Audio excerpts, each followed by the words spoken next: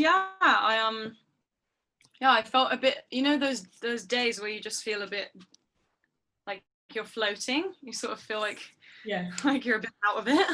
I kind of felt that all day, and then I had to like get ready, and I was like, okay, come on, let's wake up. Yeah, you gotta do this. Mm. Oh, exactly. But you're in Istanbul, right? Yeah. Oh, amazing! I would love to go there. You never been here? No, no, I've been to the Middle. Would you count that as the Middle East, or I don't know if that's the right? And my geography is a mess. You're asking the wrong person. Okay, no, I'd love to go. I would love to go. I hope you come one day. Yeah. Okay, so your new song came out yesterday, Live the Weekend, featuring Risa. Am I pronouncing it right? Yeah, so well, it's actually her song featuring me. Okay. So yeah, it's we wrote it together like a year ago. Yeah. Madrid. Oh, a year ago. Yeah, so long, and we shot the video so long ago as well. Like we've been waiting to put this stuff out for so long, and I guess like Corona just kind of got in the way, and then other release schedules. She ended up releasing another EP before, but yeah, and she didn't, you know, she was like, hey, I'm going to release this as my song, and I'd love, you know, we wrote it together, but she was like, I'd love it to be featuring you. I was like, yeah, oh my god, exciting, because I thought that it had just kind of died. I thought that song's never gonna be out, so it's really cool it's out now. Yeah, I heard it last night, and I actually, you know, you said it's Risa featuring me, but the song is a bit rebellious, you know, it's about preferences, and your songs to me are always rebellious. And when you compare it, this is even more rebellious.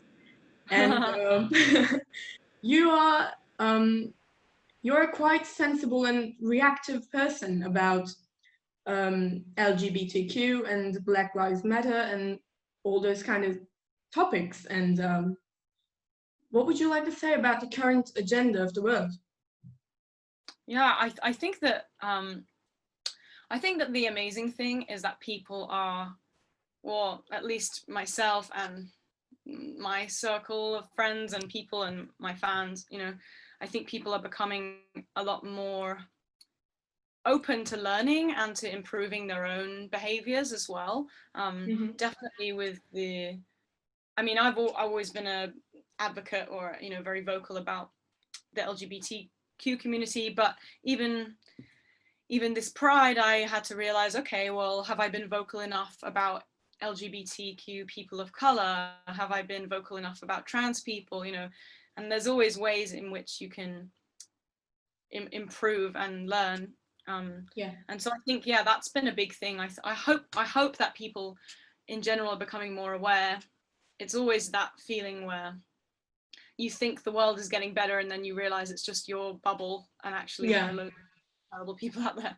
But I think this generation, like our generation, especially because of the social media and the internet, I really feel optimistic about our generation. I think that there's things we're talking about now that we didn't talk about before, and yeah, we're open to understanding, right? Yeah, I think so. I think way more we're more open to relearning things, and, you know, not being, I don't know, embarrassed or ashamed to just admit, like, okay, I did something wrong, or I said something wrong, or I made a mistake, or, you know, but I can learn from that, which I think the older generations are a little bit more stuck in their ways in that way. You know, they're a bit more reluctant to relearning bad habits and stuff. Well, you're absolutely right. Let's get back to the beginning a little. What got you into music? What was the moment you said, like, okay, this is happening, I'm gonna be a musician? Sorry, mom. Sorry, mom. Yeah, I really remember, actually. I was at a Tegan and Sarah concert. I don't know if you know the band Tegan and Sarah. No, and yeah, I was at a show, and it was sort of, I think, one of the first gigs I'd ever been to. I think I was 14, and my dad dropped me off at 8 a.m. to queue all day. I was like such a big fan. And I met my friends came and met me in the queue, and I just remember like not only was it quite a big awakening in terms of me learning about my sexuality, because it was the first time I'd been surrounded pretty much by all gay people, because that's kind of crowd. I mean, they're a band of 2 lesbians, so it's like a lot of their fans, most of their fans identify, you know, as in the or are in the LGBTQ community. So that was really eye-opening for me, and it was really cool to feel like, oh, like I'm not in the minority here, like most people in this room, you know, aren't straight. But also I remember this girl in the queue was talking about how she wanted to start a band, and I watched the show and I couldn't stop thinking about what that girl had said and thought, I should do that. And I was watching this band play and I kept thinking, wow, this is their job, like that is so cool, I want to do this. And I think a week later I started my first band. So yeah. Oh, I was just going to ask you about the band. Was it called Ask Martin? Yeah, I'll never live that name down. It's like the worst band name in history. Like, it sounds with British accent though. Ask Martin. It's just so bad. Like, it's actually the worst band name ever. I don't even know why we called ourselves Ask Martin. Really weird. But yeah, no, that was my first band, and it was just like 3 or 4 of us, girls, and we were just playing instruments badly. And well, actually, that's not true. The other girls were really good at their instruments. I was terrible at guitar, and we would just write songs in rehearsal rooms and then play really shitty gigs and like not get paid anything, but I loved it because I was like, I'm in a band, like this is so legit. You know, it's always cool because it's the beginning of something, and at a very young age you just have that feeling, and you understand that you're starting something bigger deep down inside. Yeah. After that, after the band and starting your solo career, how did you find your sound, and how would you describe it now? Oh wow, my sound has changed so much. I think my sound has changed with me, and I change all the time. Like if I look back to my first band, like when I was 15, it was like super indie because that was the music I listened to, and it always goes on with what I'm listening to as well. So yeah, it was super indie, and then I started GIRLI on my own, and that was very at the start very like PC music-y, almost kind of bubblegum pop, and then it kind of evolved and became more punk inspired, a bit more bandy. And then on Odd One Out, it was very pop. It was like it had gone somewhere else. And I think now the music I'm about to release is that I've been working on for the last year is like a little bit more, it's like bigger pop songs, but they have this emo punk vibe to them. So it's kind of pop, but in a different way. And yeah, I'm really excited for them to come out. Actually, it kind of feels like the most true to me I've ever been when writing songs. So yeah, as I said, rebellious as always. That's actually the best thing about you.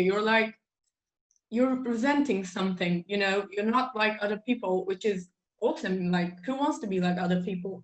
Actually, people, but I don't think it's always a good idea to be like other people. When we're different, we symbolize something for people.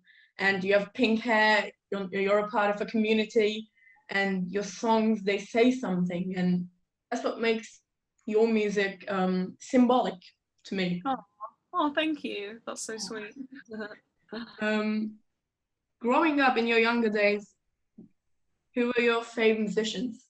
Oh my gosh, so many. And any influences? I know you had a crush on AlexTurner when you were 15. I did, still do. Me too. Although I think I'm not sure about him these days, but definitely AlexTurner in the AM favorite worst nightmare era, absolutely. Yeah, well, Arctic Monkeys were a band I loved. They were sort of the first band I was a super fan of, I think. You know, went queued up to their shows, was super obsessed, knew all the lyrics. Tegan and Sarah were another band I loved. I listened to a lot of Grimes when I was younger. But then also, even when I was a kid, early teenager, I listened to a lot of Amy Winehouse and Lily Allen and that kind of. So I was always listening to artists who were very were always slightly left of mainstream. They were always a bit different, and I was always really inspired by bands and who had amazing lyricists, you know, who had something to say. If you look at Amy Winehouse, Lily Allen, AlexTurner, you know, like MIA was another big one. Yeah. Oh yeah. Okay, so last year you got dropped by your record label. Yes. And now you're an independent artist. What would you say about the pros and cons of both sides, and how do you think labels are treating alternative artists underground also? Yeah, I mean, so for me, I'm about to sign a new record deal, but with an independent label. So like last year I was with a major label, and now I'm with independent. And I think that major labels are very good at making pop artists, but I don't think, for me, I think as an artist who wants to do something different and wants to say things that are different and wants to have creative control over my own project, it was really not the right place for me to be.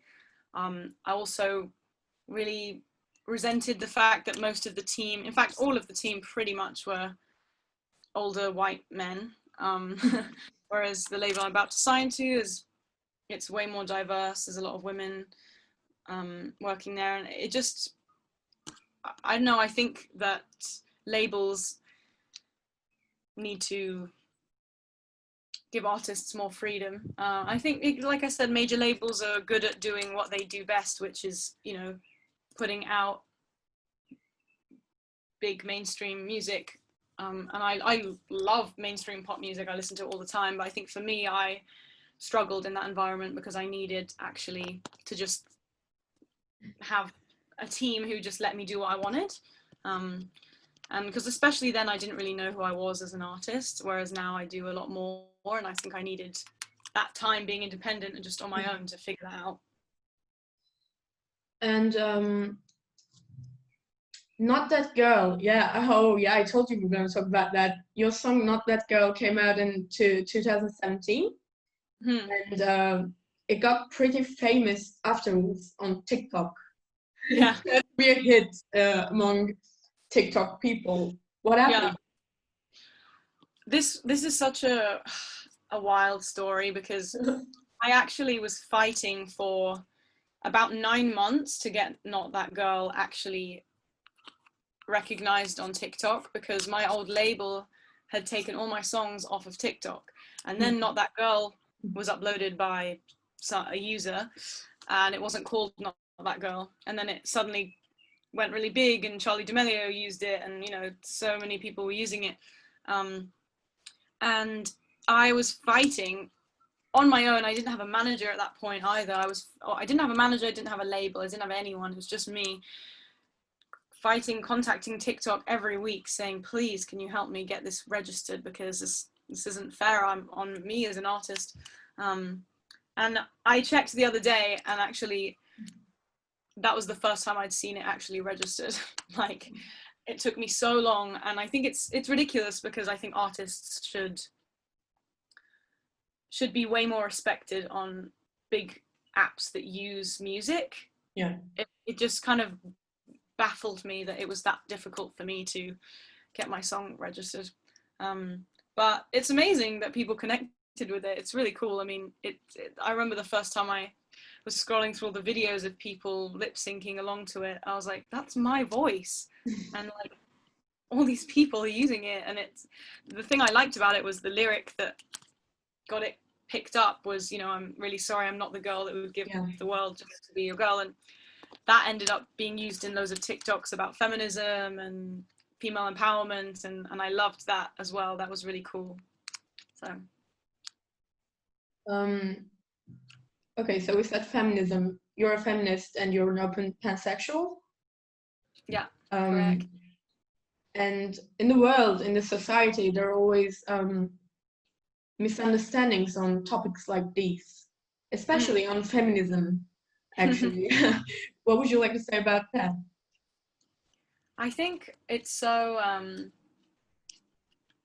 it's so upsetting how the word feminism has been taken and misconstrued and confused, because really all feminism is just believing that women should have equal rights as men. And it's really upsetting as well to see that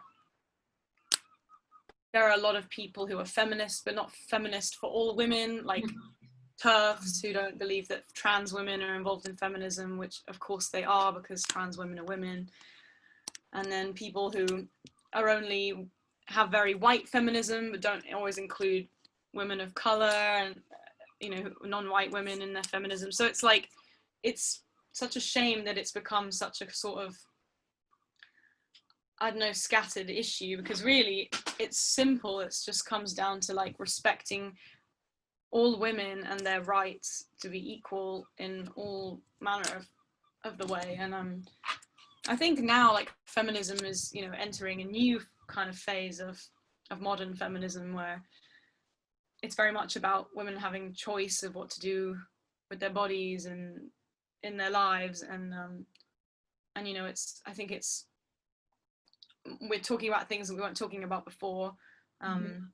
So I think it's amazing. I love feminism. I'm so proud to say I'm a feminist, but I think also everyone should be a feminist. Like, it's just simple. Like, why is that something you have to say you are? Like, yeah, it's like men think, mostly men and sometimes women too, they think it's like feminism is like being against men.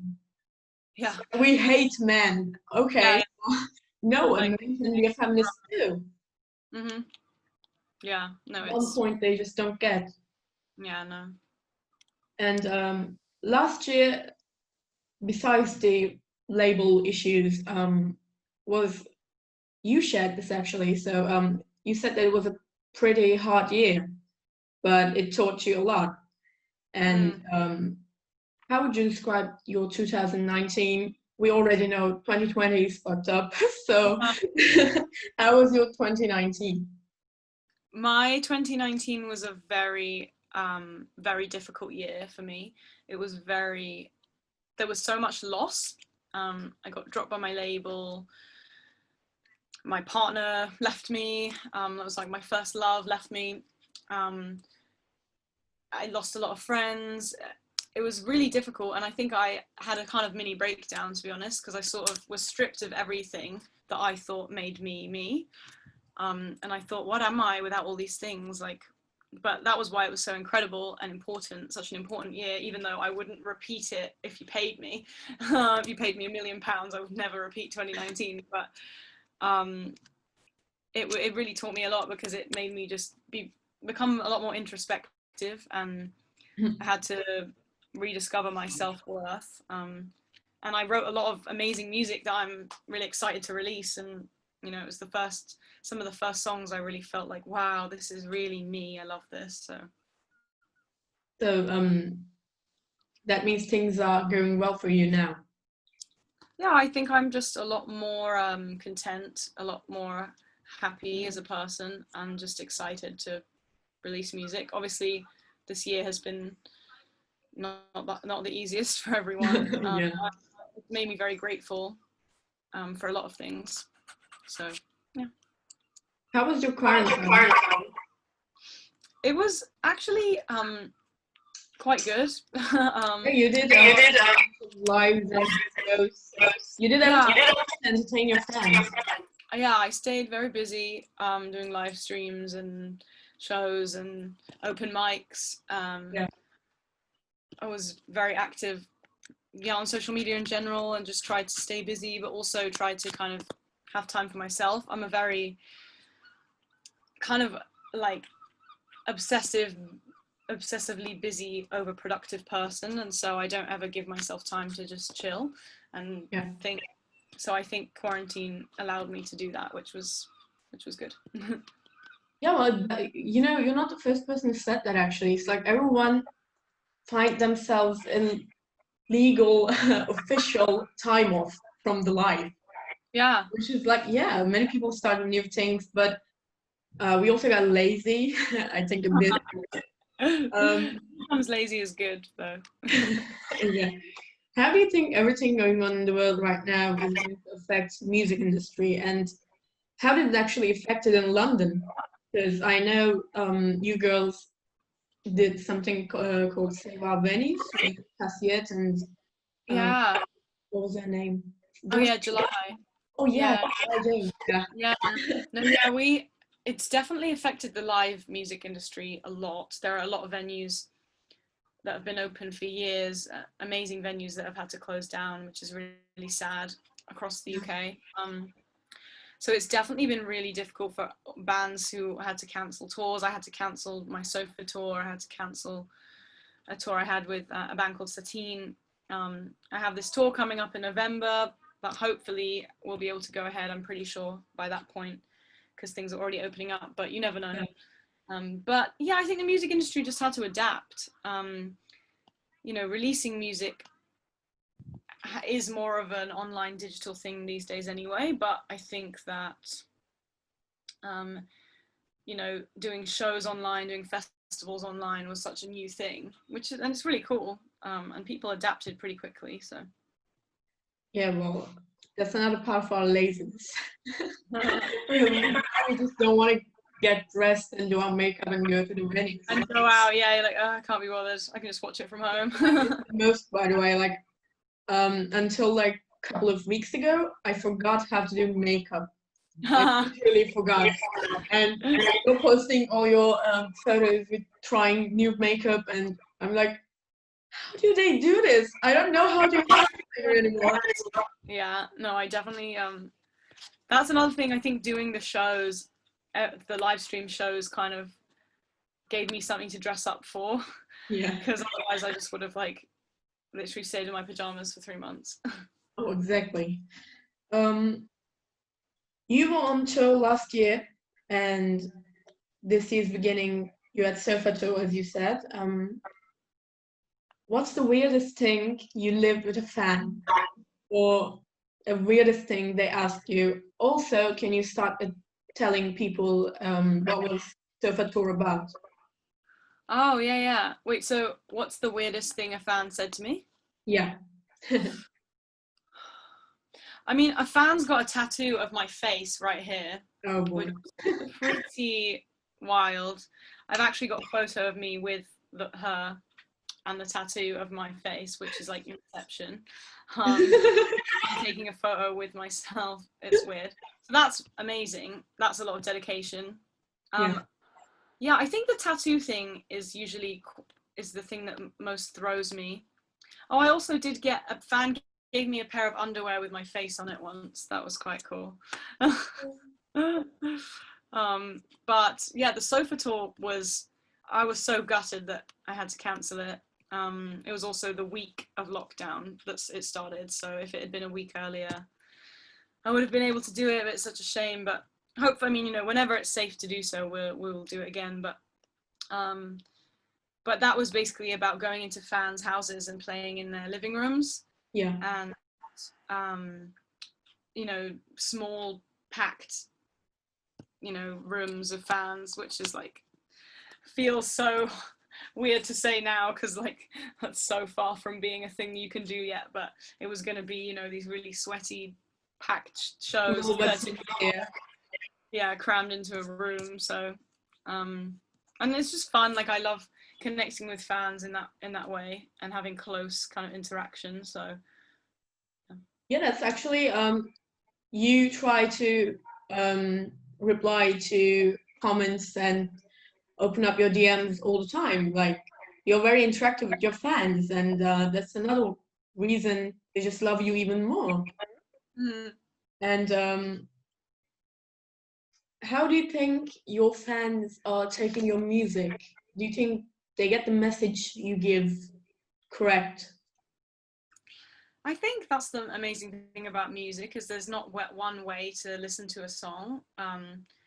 You know, I can write a song about what it means for me, and then it can mean something totally different for you know, each different person who listens to it. And that's kind of what I love about music, is that people identify what they feel when they listen to that song with their own experiences and their own feelings.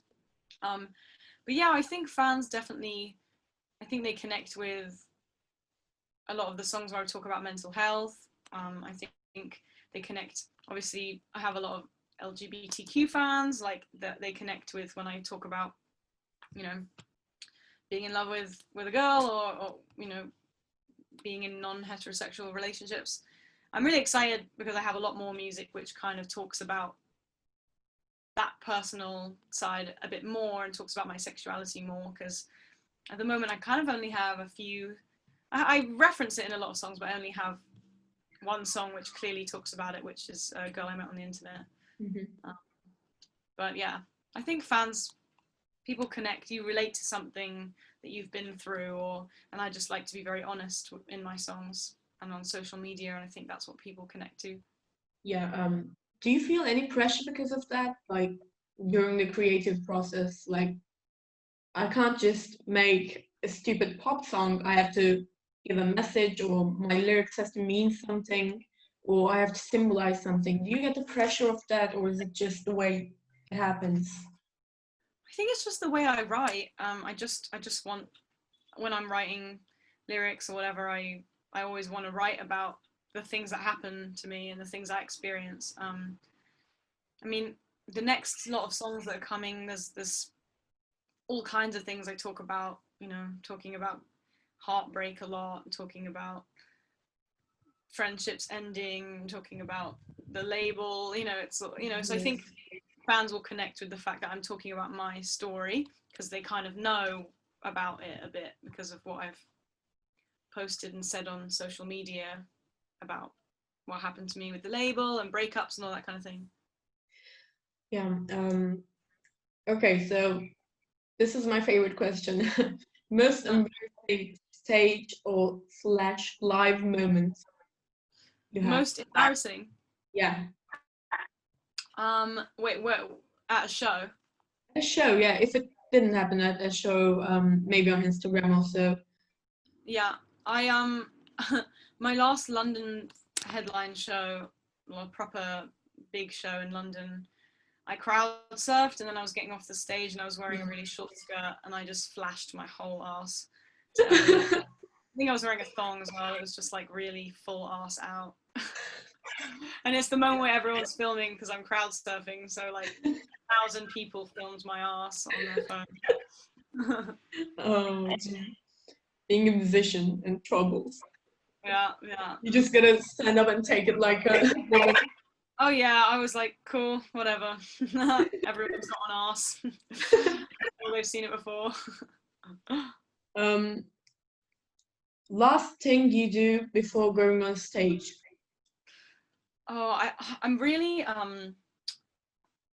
not necessarily superstitious, but I really go into a zone before I go on stage. So I have a whole warm-up routine, and I can't have anyone in the dressing room with me. I have to be alone.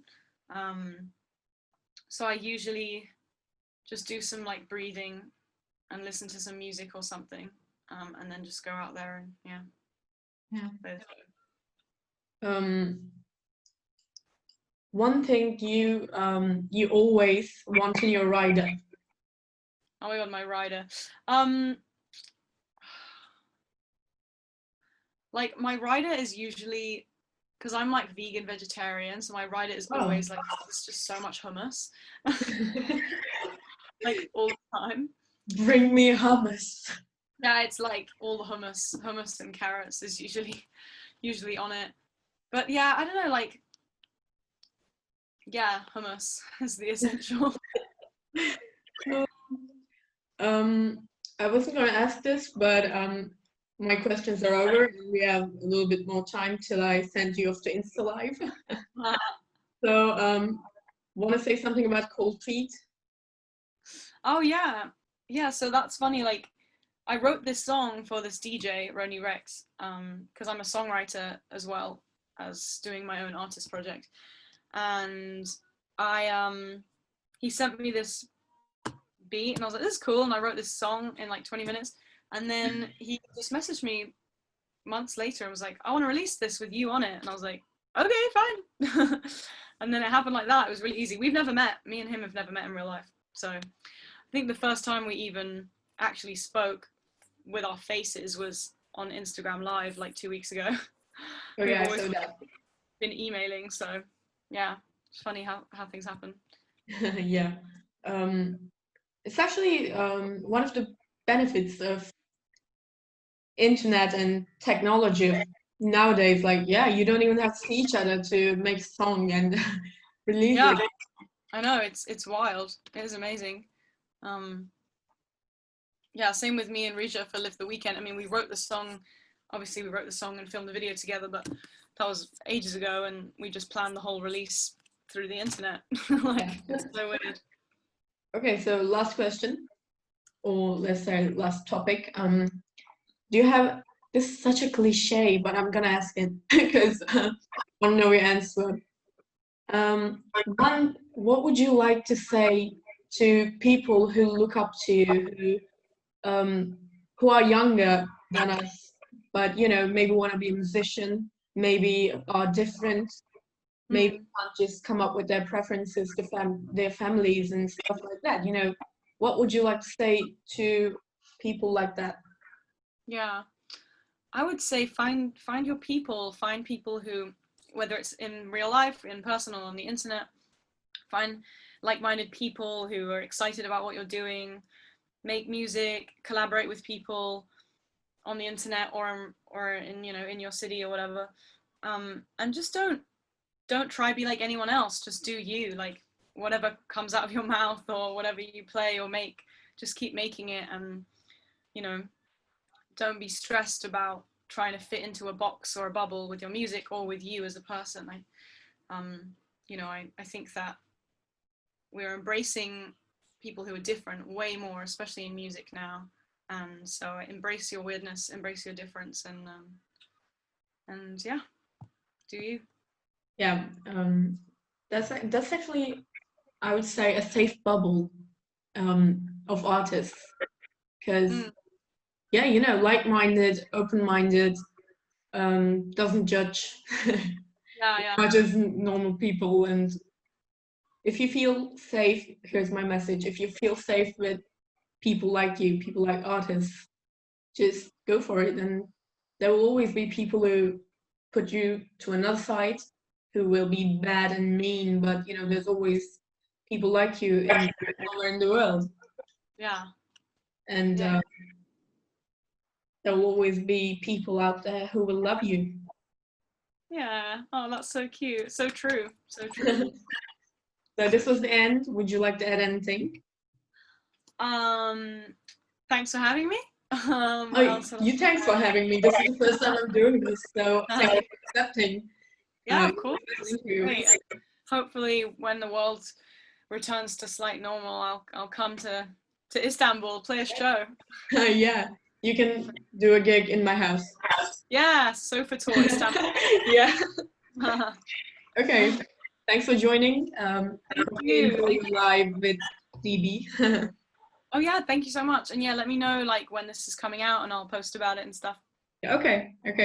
Bye. Take care of yourself. Stay healthy. Thank you. You too. Take care. Bye. Bye.